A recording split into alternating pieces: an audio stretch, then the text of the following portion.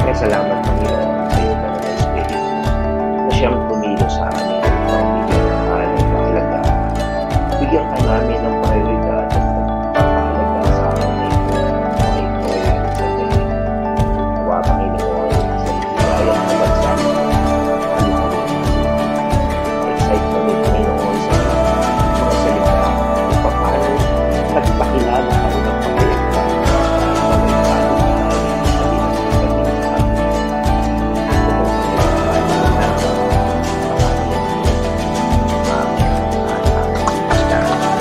Okay, magandang araw po sa ating lahat.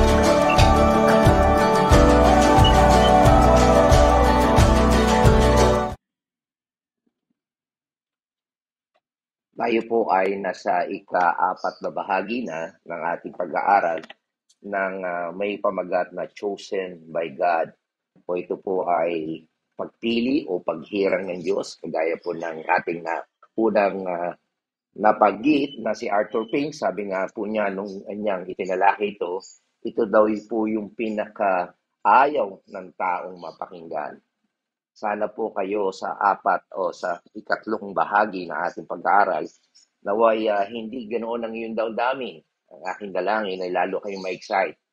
Tulad po ako, habang ko pong inaaral ito, ay talagang nagpapasalamat ako sa Panginoon dahil sa aking kakulangan ng kaalaman at gayon din ng tayo bilang makasalanan ay dahil sa habag at awa ng Diyos siya ay pumili ng kanyang liligtas. Kaya alam natin na ang ating paksa ay nanggaling, at nga po yung salita na binanggit ni Pedro sa mga mananampalataya na nung araw ay na-persecute, diba? Kaya po sila naglipa ng salsan. At ito po nga yung unang mga talata na kanyang binigay para bigyan sila ng encouragement. Purihin po ang Panginoon. Ngayon po ay hindi naman tayo inuusig, hindi naman tayo pinapatay kapag tayo ay napunta sa church o nag-gather para sa Panginoon. Pero matindi po talaga ang kalagayan ng araw. Kaya ito po ang kanyang sulat na sana'y maging beneficial para sa atin. Tayo po muling tumayo at ating pong basahin ang mga salitang ito. Na ito po yung makikita natin sa unang Pedro, chapter 1, verse 1 and 2, sa wikang Ingles. Maganda po yan. At sabi po dito, Peter, an apostle of Jesus Christ, to those who reside as aliens scattered throughout Pontus, Galatia, Cappadocia, Asia, Bithynia, who are chosen according to the foreknowledge of God the Father, by the sanctifying work of the Spirit, that you may obey Jesus Christ and be sprinkled with His blood. May grace and peace be yours in fullness measure. Sa wikang Tagalog po, sabi mula kay Pedro, isang apostol ni Jesucristo, sa mga hinirang ng Diyos na nasa iba't ibang lalawigan ng Pontus, Galatia, Cappadocia, Asia, at Bithynia. Kayo'y pinili ng Diyos Ama ayon sa kanyang kalaman sa mula pa at ipinabanal ng Espiritu Santo upang maging masunurin kay Jesucristo at nalinis sa pamagitan ng kanyang dugo. Sumagana nawa sa inyo ang pagpapala at kapayapaan. Pwede na po kayo maupo. Ito po ang salita ng Panginoon. Bilang review, ito po yung mga elemento ng pagpili ng Panginoon. Ano po yung mga elemento o sangkap? Una, yung nature po, nature of election. Ang Diyos po ang pumili sa atin. Okay? At hindi po tayo ang pumili, kundi ang Diyos ang pumili. Pangalawa, yung ating kalagayan o condition ng election. At ito po yung ating tinalakay noong isang linggo, na ang mga pinili po ng Panginoon ay aliens in the world. Okay? Sa mundo na ito. Hindi po ito yung ating permanent na kalagayan. Bagamat yung mananampalataya nung araw na panahon ni Pedro ay naglipa na sa iba't ibang lugar, papapunta sila sa iba't ibang lalawigan, kaya hindi po yun talaga yung talagang tahanan nila. Okay? Alam natin ang mga Hudyo ay talagang ang hometown nila ay ang Jerusalem o Israel, pero napapunta sila sa ibang bansa. Pero bukod pa doon, may binabanggit si Pedro, ang mga hinirang ng Panginoon ay mayroon talagang hinihintay na permanenteng tahanan. At yun nga po ay yung kalangitan. Okay. So ngayon ay ating tatalakayin ngayon yung source of election. Last Sunday ay binigyan na natin ng maikling ang ibig sabihin ay yung source o yung pinagbubuhatan o pinanggalingan. Ano ba yung dahilan kung bakit pumili ang Panginoon? Anong pinagbubulan noon, okay? At ito nga yung ating pag-aaral ay sinasabi na God does it independently of any person. So, ibig sabihin, ang Diyos lang talaga ang nagpapasya noon. Walang nagdidikta, walang council, o walang mga advisor siya, kundi siya lamang, independently. Okay? Siya lamang. Walang tao, okay, na nagmumove sa kanyang kalooban para tulungan ng Panginoon sa pagpili. Di ba? Kagaya ng mga kandidato, mayroong mga iba-ibang mga di ba? Mga korado, kinatuman, para titingnan, kikilatisin ka, di ba? Walang ibang tao, walang advisor, walang council, walang board of directors. Okay? Tanging siya lamang. Okay? No person. At wala ring circumstances o kaya nagbago o kaya ganito ang nangyari, okay, which in any way precipitate God's choice, okay? Ika nga ay mapabilis o mapadali o ma-expedite, di ba? Sa Pilipinas o sa ibang bansa, merong lagay-lagay, di ba? Mga, di ba? Para mapabilis, di ba? Walang ganoon. Hindi natin pwedeng suhulan ang Diyos, okay? Para tayo ipiliin, okay? So, ang ibig lang sabihin niyan, papakita natin na ang chosen people ay binubuo ng mga people chosen. Pinili lang sila. Kaya ka napili kasi pinili ka. Sino pumili sa iyo? Ang Diyos. At sabi niya, ano yung source of God's choosing? Ano yung pinagmumulan? Okay? Ng kanyang pagpili. Okay? Ang sabi po dito, sa verse 2, sabi niya, ayon sa foreknowledge of God. Sa paunang kaalaman. Alam na ng Diyos. Hindi dahil na-impluensyahan ka, pogi ka, o may potential ka. No. Hindi. Ayon yun sa foreknowledge of God. Sa paunang kaalaman. Okay? At ngayon, tatalakayin nga natin kung ano yung mga view ng iba't ibang tao. Some people's view of foreknowledge. Okay? Sabi niya ng iba, we're chosen because God knew before what we would do. Alam daw ng Diyos ang gagawin mo bago mo pa gawin ito. Yun daw ang ibig sabihin ng foreknowledge. Ang sabi nga raw, ang foreknowledge daw ay means foresight. Nakikita. Nakikinita na yan. Yung gagawin mo bukas, sa makalawa, sa isang linggo, sa isang buwan, sa isang taon. Yun ang pagkaintindi ng iba. Ang pagkaintindi pa ng iba, sabi nga ang Diyos daw ay tumitingin mula sa langit, yung aeons of history, yung mahabang period of history, para bang may crystal ball, sabi natin, nakikita niya. At nakikita niya yung future. Dahil nga omniscient siya, alam niya ang lahat ng bagay, ano yung kaya mong gawin, and what I would do, okay, kung yung gagawin mo, and when He saw that we would believe, He chose us. Pag nakita daw niya, pag laki-laki mo, maniniwala ka, pipiliin ka niya. At kapag nakita niya na hindi ka mananampalataya o hindi ka bibilib sa kanya, hindi ka niya pipiliin. So, nakasalala ito saan? Sa gagawin ng tao. May kondisyon. Kaya po sa ating pag-aaral, yung tulip doon sa ating pag-aaral sa ating doctrine, yung you, ibig sabihin po ng you is unconditional election. Walang kondisyon ang pagpili sa iyo ng Diyos. Hindi yung dahil sa ginawa mo at hindi mo gagawin. Kaya kanya pipiliin. Yun po ang katuruan ng banal na kasulatan. Kasi nga, ang sabi nga ng tao, ang iniisip niya na ang foreknowledge ay ibig sabihin ang Diyos, dahil matalino siya, alam niya ang lahat ng bagay, alam niya kung anong gagawin mo. Alam niya kung ano yung gagawin, yung dahil nga sa kanyang supernatural way, ay inoobserbahan niya yung history, obserbahan niya muna yung history bago niya isulat ito. At sa kanyang pag-oobserba, pipili siya kung sino yung mananampalataya. Alam niyo, yan ang gustong-gusto ng doktrina ng maraming tao. Okay? They love it. Okay? Gustong-gusto nila yan. At yan nga po yung katuruan ng mga Armenian theology. Okay? At yan po yung makikita din natin paniniwala siguro ng ating mga ibang nakagisnan na simbahan. Okay? Bakit nila gusto ito, yung ganitong paniniwala? Ito po ang dahilan. Why you want to believe that? Bakit?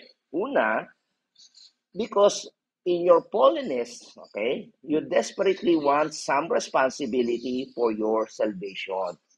Dahil nga po ang tao ay nahulog sa kasalanan, nag-a-attempt po sila na talagang meron silang magawa para sila ay maligtas. And this is the reason bakit napakaraming relihiyon. Di ba? Yung Torre ni Babel, talagang gusto nilang makakyat sa langit. Nagsisikap sila. Okay? Yan po ang dahilan kung bakit gustong-gusto nila na yung ganitong doktrina na nakabase po ito sa ating responsibilidad para tayo po ay maligtas. Ang pangalawang dahilan kung bakit gustong-gusto ng mga tao ito, dahil nga uli sa ating fallenness o yung pagkahulog sa kasalanan, okay? Sabi niya ay, it sounds, no? The other sounds as if it, unfair. Para bang unfair yun na may pinipili ang Diyos, okay? At hindi pinipili. So gusto nila, nakabase yun sa aking performance or responsibility. Pero tandaan po natin, but since our mind are polluted by sin, okay, we're not in a position to exalt our own pride. Hindi natin pwede ipagmayabang ang ating sarili and call it virtue, or to pull down the justice of God and call it something less than that. Okay? So yan po ang malaking issue ng maraming tao. Sabi, unfair daw ang Diyos, may pinipili at hindi pinipili. Okay? Hindi makatarungan ng Diyos. Para bang matalino ka pa sa Diyos? Kung gusto niyo po ang justice, lahat po tayo pupunta sa impyerno. Kung gusto niyo ang fairness, lahat po tayo pupunta sa impyerno. Kasi ang Diyos ay banal. Okay? So kaya talagang polluted na ang ating mind. Okay? Akala natin meron tayong magagawa para tayo ay piliin ng Panginoon. Akala mo, pwede kang pasayo-sayaw, pwede kang suhulan mo ang Diyos. Yan po ang katuruan ng iba. Kaya tingnan nyo, pag namatay ka, magbigay ka pera, papagdasal ka. Yun po ang pinrotesta ni Martin Luther. Kalukuhan niya, hindi yan ang sinasabi ng Biblia. By the way, ang Reformation po is going back to the Bible. Doon po nagsimula yun. Kasi lumalayo na ang tao, ang reliyon, sa sinasabi ng Biblia. Okay? So, ano po yung mali sa view na ito? Okay? Bibigyan po natin ng mga reason ito. Una, you made man sovereign. Okay? Ginagawa mong mas makapangyarihan ng Diyos ang tao kaysa sa Diyos. Okay? Kung ito ang paniniwala mo na ang Diyos ay tumitingin lang at nag-oobserba, okay? At pag may ginawa ang tao, magbabago ang pasya ng Diyos, okay? At isusulat niya ito. So nakasalalay ito sa tao. So pinapakahulugan ito na ang tao ay makapangyarihan. Kasi siya yung pipili sa Diyos. Tama? Ayan po yung katuruan ng iba na yung free will. Okay? Tandaan po natin, simula na nagkasala ang tao, yung will ng tao ay sa pasama. Ang killing niya ay pasama. Okay? Kayo po ang makakaalam yan. Kung pinapimili kayo kung ano yung gagawin, mabuti, mas killing niyo ang masama. Okay?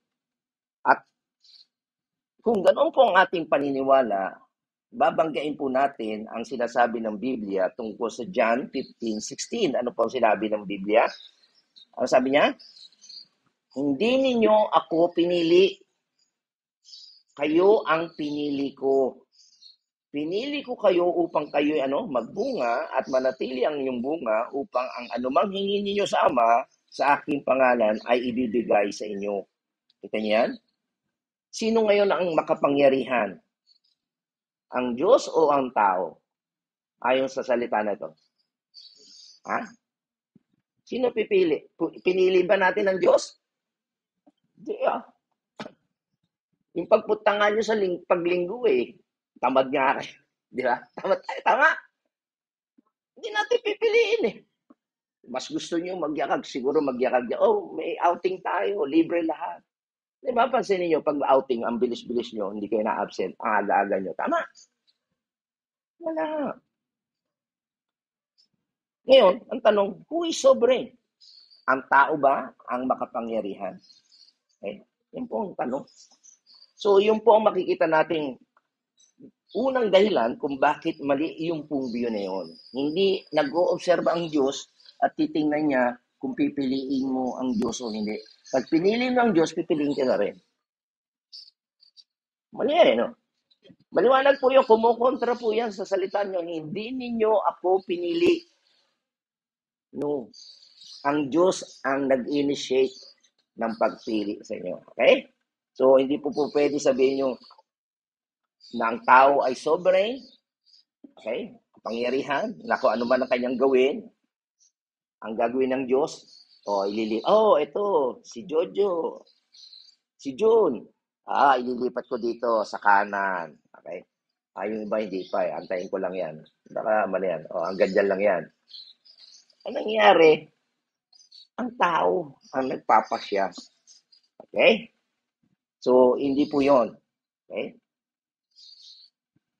Kapag ganoon, ang paniniwala natin na sa ating pasya, ang nangyayari po noon, ang tao ang makapangyarihan kaysa sa Diyos.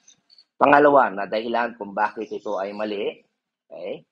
You give man the credit for a part of his salvation so he gets some of the glory. Binibigyan natin ng pagpapahalaga ang tao sa kanyang kaligtasan. Kaya kapag ganoon, mag-share siya ng glory, yung kaluwalhatian. Siguro nakarinig na kayo ng mga taong nagsalita na ganito. Some people said, sabi niya, sa patotoo niya, nagagalak ako na sense ko, naramdaman ko na kailangan kong tanggapin si Kristo. Mali po yun. Walang tao, okay, na sa kanyang initiative o sa sarili niya na talagang mararamdaman niya na kailangan niya si Kristo. It is not an act of a human sense. Meron din po nagsasabi niya sa amin, I'm glad that I have sense. Naramdaman ko na kailangan ibigay ko ang aking buhay kay Kristo. Mali po yun. You did it not. Hindi ikaw ang nagpasya noon. But ang gusto mo lang, you want a little of that glory. Okay? Kaya hindi po tayo pwedeng magmayabang. Tandaan po natin, ang Diyos ang pumili sa atin. Kaya ano sinasabi diyan sa 1 Corinthians 1:29? Kaya't walang sino mang makakapagmalaki sa harapan ng Diyos. Wala. Makita niyo sa buhay ni Pablo na siyang sumulat na ito. Diba? Marami siyang na-accomplish, mas marami siyang nagawa kaysa sa ibang mga apostol. Pero sabi niya, wala tayong pwedeng ipagmalaki. Actually, kaya nung papunta nga siya sa daan Damasco, anong purpose niya? Patayin ang mga Kristyano. Kinahabagan lang siya ng Diyos, mga kapatid. Hindi niya talaga hinahanap ang Diyos. Dahil sa kanyang reliyon, willing siyang pumatay. Kalat ka rin ang mga mananampalataya. Kaya kung ano meron man siya ngayon, sabi niya, wala akong ipagmamalaki. Kasi walang effort eh. Hindi dahil sa kanya yung kanyang kaligtasan, kundi kinahabagan lang siya ng Diyos. Kaya sabi niya, kaya't walang sino mang makakapagmalaki sa harapan niya. Hindi niya pinili ang Diyos. Nakakalaban pa nga niyo ang Diyos dahil sa kanyang reliyon. Tama? Ganon din po ang maraming tao. Akala niyo mga reliyosong tao, no? Ang habol nila ay pagpapala lang. Kaya kayo napunta sa simbahan, kaya kayo nagdadasal, gusto nyo lang kagalingan ng katawan ninyo. O magkatrabaho kayo. Hindi talaga Diyos. Ito yung mamaya, pag-aaralan pa natin yan. Ito. Sabi niyan sa Ephesians chapter 2 verse 9, God choose us. Okay? Hindi ito bunga ng inyong mga gawa. Kaya walang dapat ipagmalaki ang siniman. Ang kaligtasan natin ay hindi our own effort. kundi pinili talaga tayo ng Diyos. Okay? Yan po yung pangalawa. At yung pangatlo, na dahilan kung bakit mali po ang view na yon, ay sabi niya, you assume, pinapalagay po natin, ang tao on his own is going to seek after God. Yan yung sinasabi ko sa inyo. Alam niyo na sinisik niyo o dahil sa marami kayong reliyon, ay hinahanap niyo ang Diyos. Okay? Yun ang palagay natin. Pero hindi natin alam na ito ay talagang prompted by God Himself. Okay? Ano po yung sinasabi sa Romans chapter 3, verse 11? Sabi niya, walang nakakatalastas, walang humahanap sa Diyos. Ito po yung likas natin. May reliyon nga tayo, pero pang sarili. Hindi Diyos ang hinahanap mo mismo. Diba? Kaya yung iba nasimba eh. O, kung kumpleto yung siyam na araw, yung simbang gabi, o penitensya. Hinahanap ba ng Diyos? Hindi. Ang sarili. Yan ang sabi ng Diyos. Alam ng Diyos ang puso ng tao. Walang humahanap sa Diyos. Okay? Tandaan po natin, ang reason kung bakit po tayo naligtas, it is not because you sought God o hinanap mong Diyos, but because, God sought you. Siya ang humanap sa iyo. Na hinahanap ni Jesus Christ yung tupang nawawala. Siya naghahanap. Siya nag-initiate. At hindi ka tumugon sa Panginoon to seek until God sought you first and move your heart toward Him. Siya yung nag-initiate. Siya yung nagsisimula. Kaya ka humanap sa Diyos, kaya ka nanampalataya sa Diyos, kasi ang Diyos ang unang kumilos sa iyo. Si Lydia nung nakikinig, binuksan ng Diyos ang kanyang puso. Ang tao, hindi niya pwedeng, tanggapin mo si Jesus, papasukin mo siya sa iyong puso. Hindi kaya ng tao yun.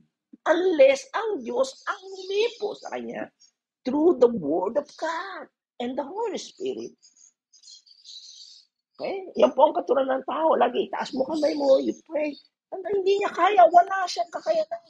Kaya niya lang gagawin yung para umalis ka lang. O sige po, tatanggapin ko na, umalis ka na lang. Hindi mo lang alam, yun ang sinasabi ng kanyang puso. At what the Word God said, walang mahanap sa Diyos unless ang Diyos ang una kumilos sa kanya. Okay? Ang apat na dahilan, kita natin na kung bakit mali ang view na ito, you have made salvation a human work of faith. Okay? Medyo intindihin po natin yan. Okay? Anong klaseng work ang binabanggit dito? Work of faith. Okay? Yung believing, yung sabi natin, manampalataya ka. Sabi dito, if you can believe strictly on the basis of your human ability, yung sarili mong abilidad, then you have appropriated salvation by a human work. Ito po yung ginagawa ng marami, yung panatiko. Diba? Sabi, hindi lang kami, ito yung aking pananampalataya, sarili nila. Kaya makikita nyo, pag January 9 ba yun? Ang dami-dami, ilang libo.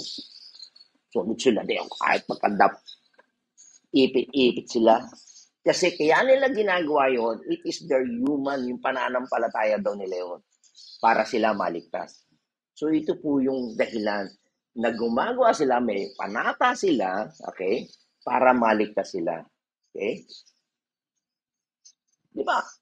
Sabi nga nila, don't you have to believe to be saved? Di ba kailangan nating manampalataya para maligtas? Tama, di ba? Tama. But your believing to be saved was also a gift from God. Yung pananampalataya mo yun ay galing ito sa Diyos, hindi yung sarili mong effort. God granted you the faith. Okay? Kaya hindi siya yung nanonood. January 9 na naman, titingnan ko nga dito sa mga nagpo-procession na to, yung mga nagpapanata na to. Umakyat pa, hagis pa tuwalya, Tanong bang Diyos, di mo tingin lang? Yung nakita ko puso nun. Pipiliin ko yun. It's not by your human. Kaya tingnan yung iba, nagpipinitensya, nagpapapako pa sa krus. Ginagaya pa. That's their faith. Human faith yun. Kapag ganoon ang katwiran mo, that's a human faith. Okay? Pero maliwanag po ng sinasabi ng Biblia, na sabi dito, sapagkat sa biyaya kayo nangaligtas sa magitan ng pananampalataya, kanya ay, yung pananampalataya, ito'y hindi sa inyo. Hindi galing din nyo sa sarili mo. Ito'y kaloob ng Diyos. Ang tao, kaya siya nagkakaroon ng faith in Jesus Christ, kasi binigyan siya, kinabagan siya ng Diyos. That's the doctrine of grace. Mamaya, atin kayo sa ating pag-aaral ng doctrine, justification. Okay? So, panglima, na makita natin, hindi ko na babasahin yung 1 to 4. Okay? Panglima, sabi niya, you have just made God a victim of what men do. O ginagawa niyo pang biktima o salarin o naisahan niyo ang Diyos. Okay? Bakit? Kasi kung ang palagay mo ay laging nakatingin ng Panginoon, okay? Nag-observe siya, okay? Kaya sabi mo kung si Shaw ay magtataas ng kamay o magsisay ng yes, ito gagawin ko sa kanya. Binago, hindi nagtaas ang kamay. O kaya nakita kayo, pupunta ka ba sa paglinggo? Hindi pumunta. Teka, hindi ko igagawin yung plano ko sa kanya. Mga kapatid, kapag ganyan ang kaisipan ninyo, ito'y paglapastangan sa Diyos. Binibiktima nyo, iniinsulto nyo ang Diyos, pababaguhin niya. Di ba? Misa Pastor, Panginoon, pupunta ako. Bigyan mo na ako ng trabaho, maglilingkod ako sa iyo, o kaya magbibigay ako sa iyo. Nung nagkatrabaho, hindi. Alala niyo si Ananias, si Sapphira sa Bible? Sabi niya, magbebenta kami ng lupa, lahat ng binigay, lahat ng pinagbenta namin, ibibigay namin sa iyo. Pagdating doon sa church, sabi niya, ito pinagbenta. Sabi ni Pedro, nagsinungaling ka sa Espiritu. Kinupitan, patay. Yung asawa, ganoon din, patay. Bibiktimahin mo ang Diyos? Lulukuhin mo ang Diyos? Paglapastangan sa Diyos yun. Okay? Tandaan po natin, God does all things by the counsel of His own will. Ang lahat ng pagpapasya ng Diyos ay ayon ito sa kanyang gusto o kalooban. Hindi ito base sa gagawin mo o pasya mo o sa pangako mo. Ang Diyos, ginagawa niya ang lahat ng bagay dahil sa kanyang good pleasure. Nasisihan siya. And God is never anyway frustrated by anything, anytime, done by anyone. Na-frustrate naman. Ibibigay ko na sana yung pagpapala o kaligtasan kay ganito. Hindi siya memba. Hindi tumas ang kamay. Hindi nag-yes. Hindi siya napopostrate. Naintindihan niyo po ba yan? Tingnan niyo Ano yung sinasabi ng Biblia? Mga kapatid, itong dahilan why you come to church. We want to know God. We want to worship God. And this is theology. Ang Reformation is not a religion. This is a theology. Pagkilala natin kung sino ang Diyos. Ano sabi? Ang Diyos ay hindi nyo kayang biktimahin o itrik o lokohin siya. Yung mga ngako kayo, tapos ninyo ba gagawin? No. Ano sabi niya ng Panginoon kay Isaiah? Alalahanin niyo ang mga nakaraang pangyayari. Inyong kilalanin ako lamang ang Diyos. At maliban sa akin ay wala nang iba. Saan natin yan, di ba? Sa bansang Israel, sa Exodus, nangusap ang Diyos kay Moses, and then sandali lang nawala si Moses. Ano ginawa nila? Naggawa ng golden calf. Palit ang Diyos doon. Lahat na nagsumambay, nilamon ng lupa, patay. Sa simula pa sabi niya, itinakda ko na ang aking inihayag kung ano ang magaganap. Alam niya na, sa simula pa lamang. Sinabi kong tiyak na magaganap ang lahat ng balak ko, lahat ng gusto ko, at gagawin ko ang lahat ng gusto kong gawin. Hindi ito nakapasya sa iyo. Naintindihan niyo ba yan? Hindi mo kayang biktimahin ng Diyos. Kung ano yung itinakda niya, kung ano yung pinasya niya, pinlano niya, mangyayari ito. Okay? So I hope na makita natin na bakit mali yung view na nag-oobserba lang ang Diyos kapag ikaw may kondisyon. No. Ginawa mo ito o hindi mo ginawa, magpapasya siya. No? Hindi ganoon ang pagpili ng Diyos. Kasi kapag ganoon, ginagawa mong sovereign o makapangyarihan ng tao at binibigyan mo siya ng credit para sa kanyang salvation, para siya pwede magmalaki. At ina-assume mo na ang tao ang siya nagpapasya, na hindi mo kinikilala na ang Diyos mismo ang dahilan kung bakit ka nagpasya. At ang salvation mo ay hindi human work of faith, kundi it is God's grace at ginagawa mong biktima ang Diyos. Okay? So yan po yung dahilan. So yan po yung makikita natin ng mga theological reasons why that can be true. Kung bakit hindi po pwedeng mangyari na ang Diyos ay nag-oobserba lamang. Okay? So tingnan po natin yung pag-ayos sabi ko sa inyo, this is the theological, okay? Kasi nga gusto nating makilala ang Diyos. Ang nangyayari sa katuruan natin ngayon, sa katuruan ng mga Armenian, ginagawa nga nilang biktima ang Diyos. Mas makapangyarihan ang tao sa Diyos. Pipiliin ka niya kung pinili mo siya. Mali, no? Tama, no? Ang maliwanag na sinasabi ng Biblia, ako ang pumili sa iyo, hindi ikaw ang pumili. Okay? So ano yung sabi? Ano yung pinag-aaralan natin? Yung foreknowledge is the word prognosis. Yan po yung makikita nyo sa Greek word. It is very important. Napakahalaga po niyan. At mapapansin po natin ito sa verse 19 and 20. Tingnan nyo ha. Yan yung sinabi ni Pablo. Sabi niya, kung sa pamamagitan ng mahalagang dugo ni Kristo, ang tinutukoy po ni Pablo sa verse 19 ay walang iba kundi si Kristo, si Jesus Christ. Siya ang korderong walang batik at walang kapintasan. Tingnan nyo sa verse 20, ito po yung ginamit na word na foreknowledge. Pinili na siya ng Diyos sa gawain ito bago pa nilikha ang mundo, ang daigdig. So yung gagawin ni Jesus Christ na atonement, yung magmatay siya sa cross, before the foundations of the world, pinili na siya. Ordained na rin siya. Okay? At ipinahayag alang-alang sa inyo bago sumapit ang katapusan ng panahon. So ano po ang ibig po sabihin nito? Yung tinasabing foreknowledge sa verse 2, diba? Binanggit yun sa verse 2. At saka sa verse 20, iisa lang po yun. Hindi tayo kinukompuse ni Pedro. Okay? Sabi po ni Pedro, if Christ was foreknown before the foundations of the world, bago pa nilikha ang mundo, itinalaga na si Jesus na mamamatay sa cross at ang kanyang dugo ang siyang ihahain pagpapatawad ng ating kasalanan. Ngayon din tayo. I was foreknown before the foundations of the world. Then I was foreknown in the same way Christ was foreknown. Tama. Parehas. Baka niyo yan? Yung ayaw maniwala, ibig sabihin, hindi ito nakasalalay sa gagawin ng tao para ikaw ay piliin niya. Intindihin pa natin.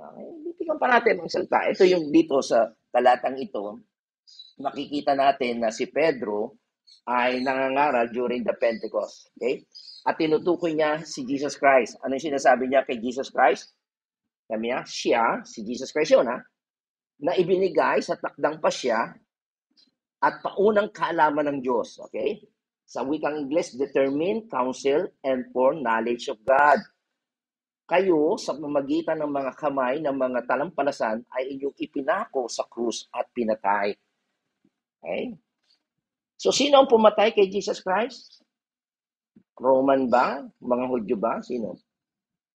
Ginamit lang sila, pero sino nagpasya para patayin siya? Ha?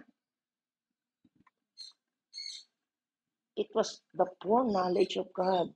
Alam na ng Diyos, mamamatay siya.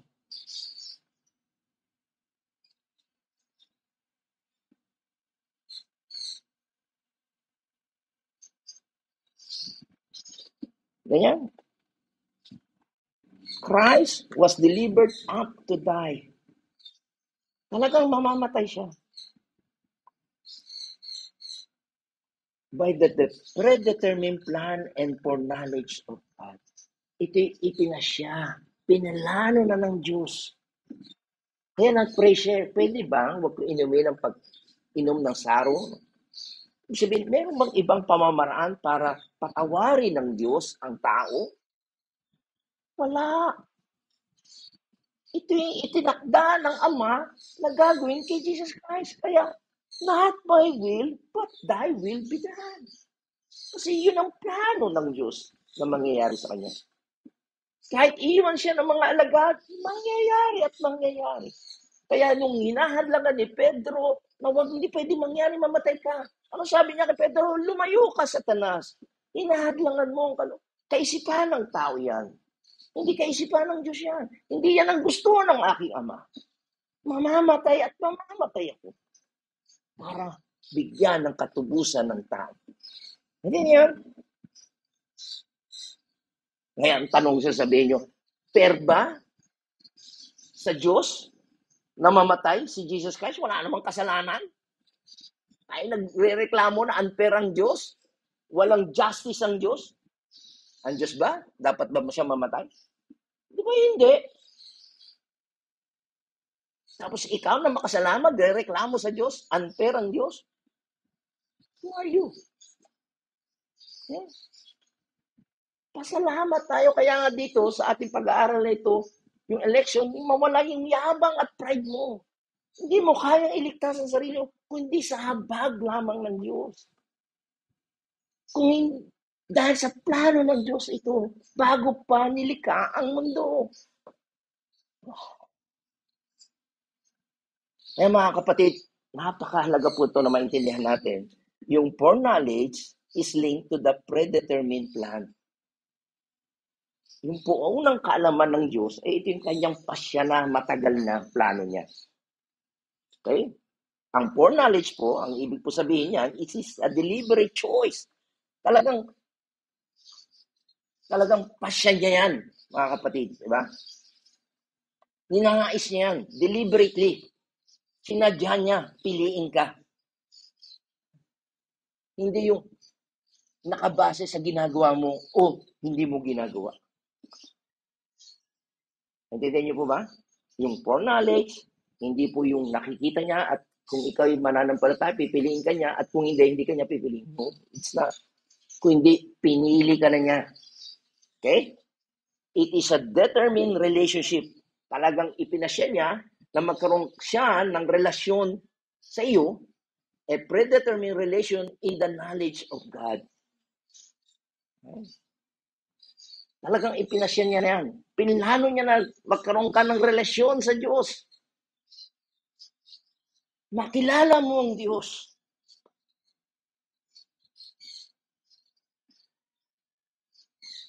Okay? Naintindihan niyo po ba? Nakakasunod po ba kayo? Okay. Purihin po ang Panginoon. At sana'y ito yung aking talagang prayer. Tandaan po natin, hindi po ibig sabihin ito na ang Diyos ay nag-oobserba lamang before. Okay? Kundi ang ibig po sabihin ito that He planned before. Pinlano niya bago pa mangyari ang lahat sa mundo. Okay? It is knowing, not in the sense of observation, hindi lang siya nag-oobserba at malaman niya, but it is knowing in the sense of bringing into reality. Alam niya na mangyayari ito. Kasi pinlano niya. That is our God. Lahat ng kanyang plano ay matutupad. Yung pinili niya, pag pinili ka niya, mangyayari, maliligtas ka hanggang sa wakas. Hindi mawawala ang kaligtasan mo. Eh, tinuturo ng iba, mawawala. Tama? Hindi.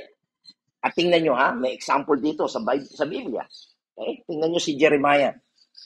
Okay? Ano sabi ng Panginoon kay Jeremiah? Sabi niya, bago ka pa ipinaglihi. Kailan naglilihi ang babae? Siguro hindi pa siya buntis. Okay. Hindi mo pa alam. Okay? At ipanganak. Ibig sabihin, nasa sinapupunan ka pa lang. Kinukonsip ka pa lang. Ano sabi ng Diyos? Pinili na kita.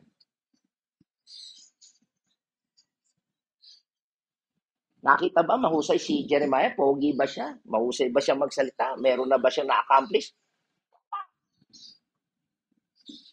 Upang maging propeta para sa lahat ng bansa. Kanya, ito yung sinasabing knowing, alam na ng Diyos. Bago ka pa lumabas sa tiyan ng nanay mo, gusto ko na magkaroon tayo ng relasyon. Yun po ang ibig sabihin ng Panginoon, predetermined relationship with you. Alam na niya.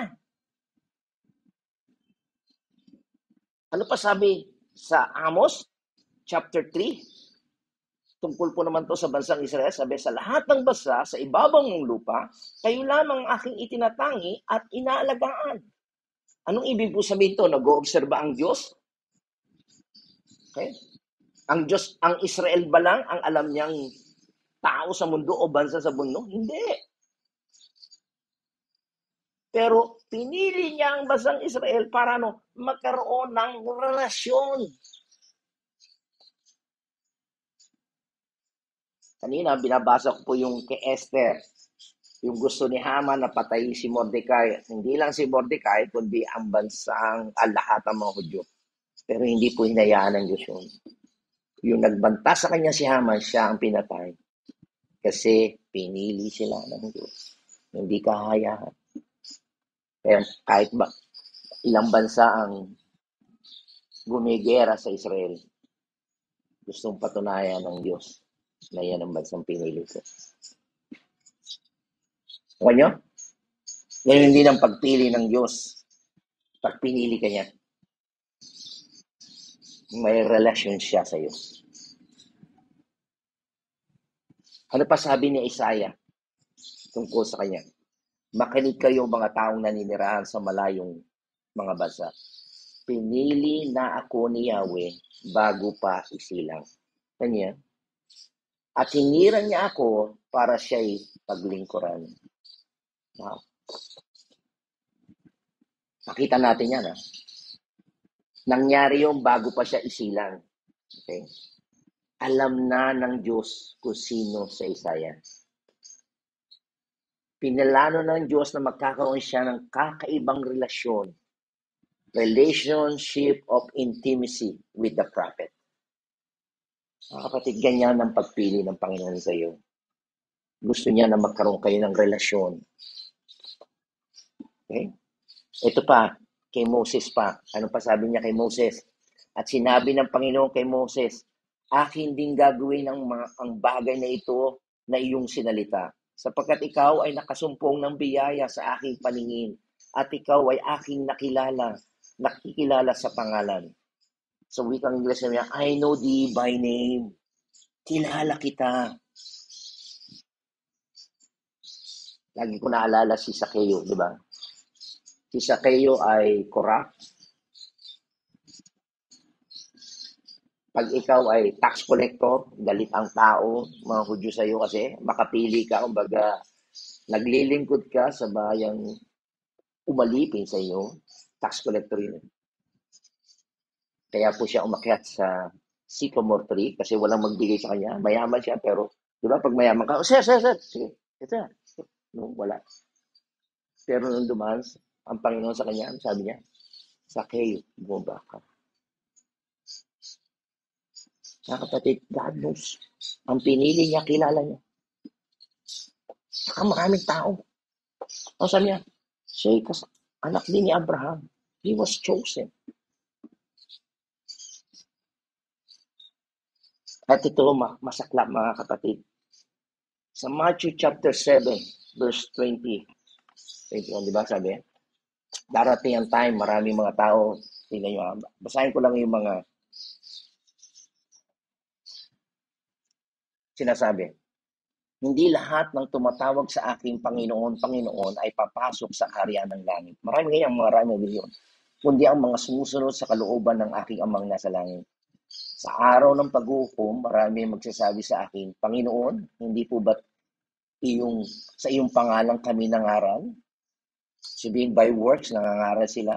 Nagpalayas ng demonyo, gumawa ng himala. Ang nire-reason nila sa Diyos kung bakit sila may relasyon sa Diyos, it is by human faith or human works. Pero ano sabi ng Panginoon? Ano sabi niya? Ngunit sasabihin ko sa kanila, hindi ko kayo nakikilala. Lumayo kayo sa akin, kayong mga gumagawa ng kasamaan. Kaya, nangangaral sila, nagpapalayas ng demonyo, gumagawa ng himala. Ang tanong, hindi ba talaga kilala sila ng Diyos?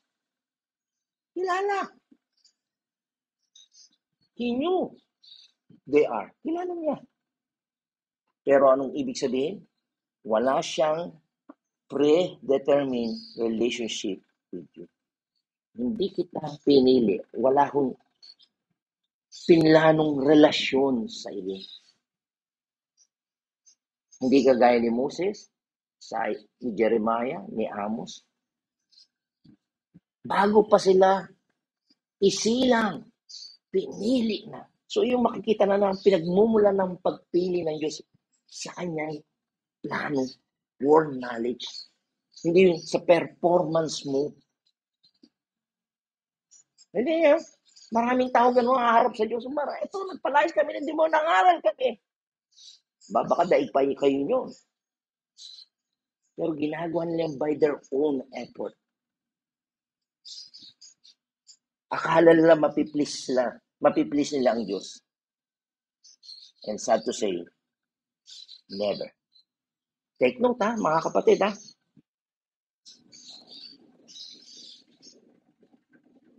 Marami, ang sabi niya sa verse 21. Sa verse 20, sa araw ng paghukom, marami ang magsasabi sa akin, Panginoon, Panginoon, hindi po ba't nangaral kami sa iyong pangalan, nagpalayas kami ng demonyo, gumawa ng himala. Dami. Mga kapatid, kapag naintindihan niyo itong doctrine of elections, hindi kayo mapapahiya balang araw pagharap niyo sa Diyos. Napakaraming tao, napakaraming reliyon. Nagsisikap sila para ma-please ang Diyos. No? Para mapili sila ng Diyos. No. It is God. Gusto ng Diyos, kaya kanya pipiliin para magkaroon ka ng magandang relasyon sa Diyos. Kaya yung mga talagang pinili, hindi niya babaliwalain ang relasyon niya sa Diyos. Pinahalagaan siya ng Diyos. Okay? So balik tayo sa ating pinag-aaral. Sabi niya sa John, sabi John, ako ang mabuting pastor at nakikilala ko ang sariling akin. Ang sariling akin ay nakikilala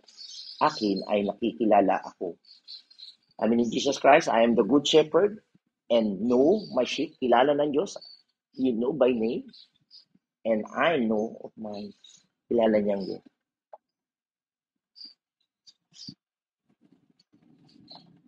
So yan.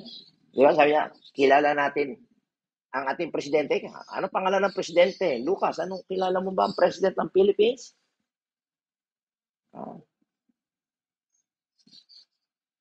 Chelsea, kilala mo ang president ng Philippines? Kilala niyo ang president ng Philippines?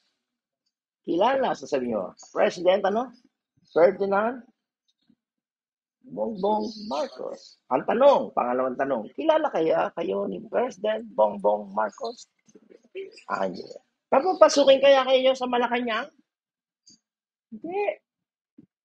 Gusto ko lang i-point out sa inyo, marami tao gusto pumunta sa langit. Makilala mo. Pero ang tanong, kilala ba kayo ng Diyos? Meron bang predetermined relationship ang Diyos sa iyo?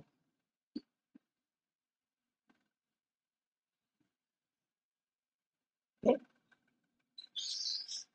Pero maliwanag dito, sabi ng Panginoon, kilala ako Kilala ko sila, yung aking tupa, at ako rin naman ay kilala nila.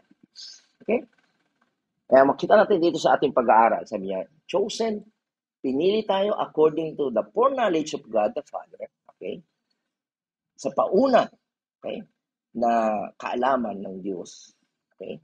He meant that the predetermined relationship, ang ibig ko sabihin nito, ay sa pauna pa lamang ay pumili na o nagpasya na ang Diyos na magkaroon tayo ng relasyon sa Diyos at ito'y natatag in His own mind in the predetermined plan. Pinagpasyahan niya na talaga ito. Gusto niya na magkaroon tayo ng relasyon sa Kanya. Yung pong ibig sabihin yung foreknowledge of God. Ang pinaka-source ng sovereign choice, yung pagpili sa atin, is God previously, nakaraan, na talagang pinasya, na talagang gawa of establishing a relationship with us. Gusto niyang magkaroon tayo, mabuild yung relasyon. Siya yung ating ama at tayo yung kanyang anak. Ito yung magandang plano ng Panginoon. Okay? Hindi ang Diyos ay tumitingin sa history at magre-react lang siya kung ano yung ating gagawin, kundi nagpasya na siya bago pa mangyari ang lahat ng bagay sa daigdig na ito. I hope you know the God na tumawag at nagpasya sa atin. Kaya nga every time you come to church, you need to worship God. Ito pala yung Diyos na amin. Hindi ito yung nakapasya. Okay? Tanda natin, ito pa yung napakagandang maintindihan natin. Every single thing na nangyayari dito sa universe ay nag-e-exist because God allow it. Hinahayaan ng Diyos ito. Ginusto ito ng Diyos. Inisip ito ng Diyos na mangyari. So, paano yung kasalanan? Okay? What about sin? Hindi siya ang nagpasya nito. He did not do it, pero inalaw niya ito. Hindi siya nagkasala, si Jesus Christ. Hindi siya rin nag-create ng kasalanan. Hindi, kundi inalaw niya. Okay? So, walang nangyayari sa daigdig na ito, okay, na hindi alam ng Diyos na mangyayari. Okay? Ngayon, tatanungin tungkol sa kasalanan, hindi natin alam bakit nangyari yun, okay?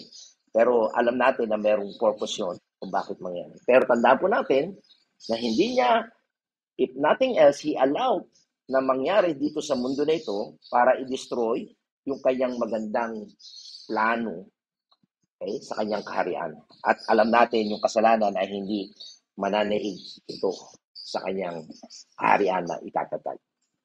At ito, makita na nga natin sa 1 Peter, naliwanag po dito na tanda natin, mahirap nang intindihin yun, pero tandaan po natin ito yung napakagandang halimbawang ipinakita sa atin, sabi nga ni Peter, sapagkat ito ang nilalaman ng kasulatan. Narito, aking inilalagay sa Sion ang isang batong panulok na pangulo, hirang mahalaga, at ang sumasampalataya sa kanya ay hindi mapapahiya. Sino itong binabanggit na ito? Sino? Si Jesus Christ. Sabi niya, He is the chief cornerstone. Siya yung elect, pinili, and precious. At ang sino man sumasampalataya sa kanya, ay ano? Hindi ito mapapahiya. Okay? So I hope na makita natin na dahil sa kanyang predetermined plan, okay, tumili siya ng mga tao. This is the foreknowledge. Okay? Kaya ito yung makikita natin kung paano may pinili siyang tao, ngayon din pinili niya si Jesus Christ na maging cornerstone, pinili at maging precious. At para tayo manampalataya sa Kanya at hindi tayo mapapahiya. Okay? At tulad nga sabi nga sa inyo, Christ certainly is a good model. Yeah? Siya yung elect stone, chosen, and precious. Just as He elected Christ, kung paano niya pinili si Christ through foreknowledge, sa paunang kaalaman niya, siya rin ay nag-elect, pinili niya tayo through foreknowledge. Liwanag? So ang source ng kanyang pagpili ay dahil sa kanyang paunang kaalaman. Matalino ang Diyos kaysa sa atin. Okay? That's a tremendous truth. Hindi ito nakasalalay sa ating gagawin. O hindi, yung pagpili niya nga, sabi niya, kaya nga tinatawag unconditional election. Hindi may kondisyon. Kung ito gagawin mo, itong papapasya mo, no, it's not. Kundi ito'y ayon sa foreknowledge of God. Okay? Tapos-tapusan, makita natin, summary natin. Ang nature, ang likas ng pagpili ng Diyos, siya yung pumipili. Hindi ang tao ang pumipili. Pangalawa, ano yung kalagayan ng mga pinili? Sila'y alien sa mundo na ito. Pansamantala lang po tayo. Hindi po ito yung final destination natin o final na tahanan natin, kundi sa langit. Okay? Kaya kung meron bang pag-uusig, kahirapan na meron tayo ngayon, hindi tayo nawawalan ng pag-asa. At ito yung dahilan kung bakit isinulat kaagad ni Pedro sa mga alagad na mga pinipersecute at that time na don't worry, mapalayo man kayo sa tahanan nyo, inconvenient man kayo sa nakalagayan nyo ngayon, temporary lang yan. Pero hinihintay tayo. Okay? That's the condition. Yun ang kalagayan natin sa ngayon. Ang pangatlo, ano yung pinagmumula ng eleksyon? It comes out of predetermined relationship with God. Ang pinaghuhugutan kung bakit ka pinili ng Diyos ay dahil mayroon siyang pinasya noong paman na magkaroon ka ng relasyon sa Diyos, which He ordained as part of His plan. Itinalaga niya yun. Mga kapatid, sa diwang ito, mayroon ka bang pwedeng ipagmalaki sa Diyos? Wala. Wala. That's the reason kung bakit itinuturo sa atin at para ipaalam sa iyo ang pagpili ng Diyos. Wala ang pwedeng ipagmalaki sa Diyos. Tama? Ang pwede mo lang magawa ay talagang papurihan siya. Kaya hindi ka magsasawa. Tama? And this is the reason why, this is the reason kung bakit we want to worship God. Bigyan natin siya ng pagpapaniga kasi bago ka pa inilikha. Wala ka pa sa mundo nito, iniisip ka na ng Diyos. Kaya kung talagang totoong pinili ka ng Diyos, mahal mo ang Diyos. Ha? At sa susunod na linggo, ay pag-aaralan natin yung the spirit of our election. Okay? Ang sakop ng ating election. At yung panglima, the purpose of election. So marami pa. Napakayaman. Kung ibang tao sa ibang church ay hindi itinuturo ito, sa atin, bubugbugin ko kayo ng salita ng Diyos. At para sa ganoon, ma-worship nyo lalo ang Diyos. Ma-excite kayo.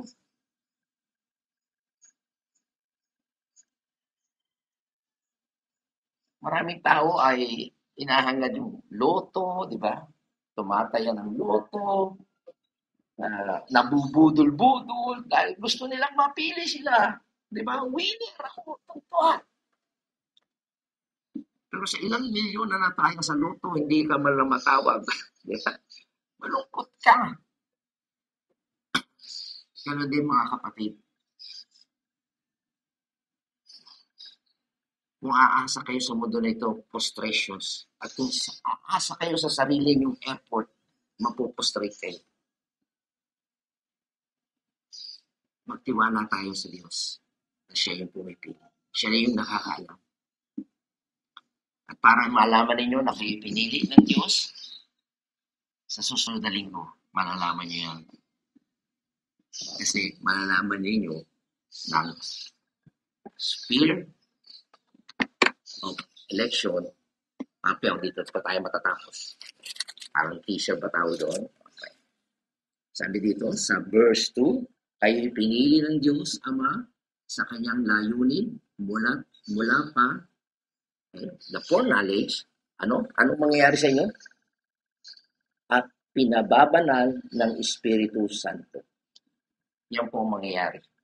sa sphere of election, pababanalin kayo, ililigtas kayo ng Panginoon. Okay? Iba po ang election, iba po yung salvation. Kung pag-aaralan niyo po yan sa malalim na pag-aaral, may double predestination po. Ano ibig sabihin? May pinili para maligtas, may pinili para mapahal. Kaya tawag po doon ay double predestination. Pero ang totoong mga pinili na magkaroon ng relasyon, ano mangyari? Pinababanal ng Espiritu Santo. Okay? So, ayan po yung pinag-aralan natin, yung justification and sanctification. Okay? Kaya, alamin nyo, kaya po tayo nag-aaral. So, yan po yung isa sa mga katunayan na talagang ikaw ay kasama sa pinili ng Diyos. Kilala mo ang Diyos, nasasabi ka sa salita ng Diyos. Okay? At sa pangyayaring iyon, sasambahin ang Diyos at pasasalamat. Tayo manalangin. Lord, so much, thank you so much talaga sa mga katotohanan ito na napakaganda na nakasulat sa iyong mga salita. Kung talagang makikita namin na talagang binuksan mo ang aming mata ng aming pananampalataya, makikita po namin ang kagandahan ng iyong salita na nagtutukoy kung sino ang Diyos. Na siya yung pumili sa amin bago pa nilikha ang mundo. Wala ka pang nakita na katangian namin o gagawin namin o hindi namin nagawa. Ito'y galing sa iyong pasya. Kaya, Panginoon, kami nagpapakumbaba, nagpapasalamat sa iyong pagpili sa amin. Nagpapasalamat din kami, Panginoon, na bahagi ng kaligtasan namin na iyong pinili rin ang iyong buktong na anak niya sa Kristo. Na siya na walang kasalanan, iniwan niya ang kalangitan upang manaog sa lupa. Ipakita ang iyong kalooban, mamatay sa krus pahirapan, at siya'y nabuhay na muli. Ito rin ay yung pinasya noong araw pa. Para ito yung kaparaanan para iligtas ang mga pinili mo, Panginoon. At kami na mga pinili mo'y tutugon sa magitan ng pananampalataya kay Yesu Kristo. Lord, it is our prayer, Lord, na habang hinahayag namin ang katotohanan ito, alisin mo yung kasalanan o magsisi kami kung meron kaming maling kaisipan na akala namin sa magitan ng aming effort or responsibility, pipiliin mo kami. No, it is through your grace and your mercy. Na Lord, I hope na ihayag mo yung mercy and grace mo sa mga nakapakinig ngayon upang sila rin ay magsisit sa palatayanan ka na ikaw lamang pala, O Diyos, ang pwedeng magligtas sa amin. Hindi ang relihiyon, hindi yung aming sariling effort, kundi biyaya mo at awa sa amin. Lord, have mercy. Have mercy.